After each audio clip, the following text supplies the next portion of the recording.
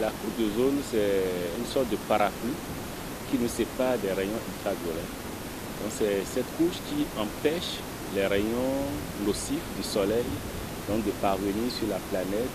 Donc cette couche protège les hommes, les animaux, les végétaux, donc toute la planète entière.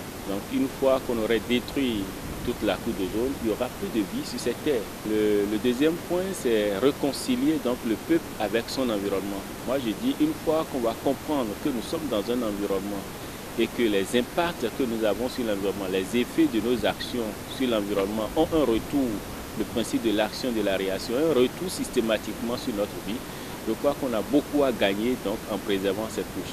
La couche d'ozone protège non seulement les hommes, mais les animaux, les végétaux.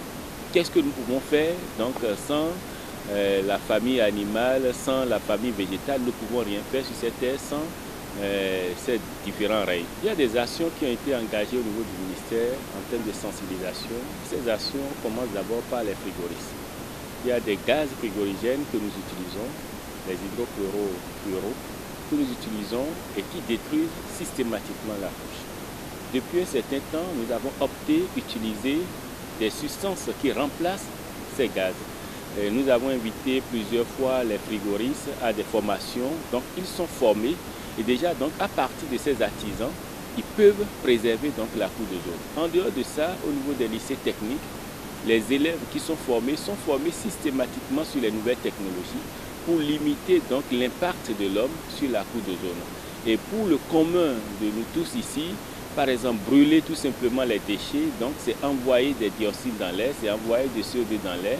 Et donc, à partir de ce moment, si nous ne brûlons plus les déchets et que chaque maison s'abonnait, par exemple, aux ONG de collecte, de pré-collecte des déchets, c'est déjà un pas très important que nous faisons, nous, en tant qu'hommes, en tant que commun des mortels, pour la préservation donc, de la couche d'ozone.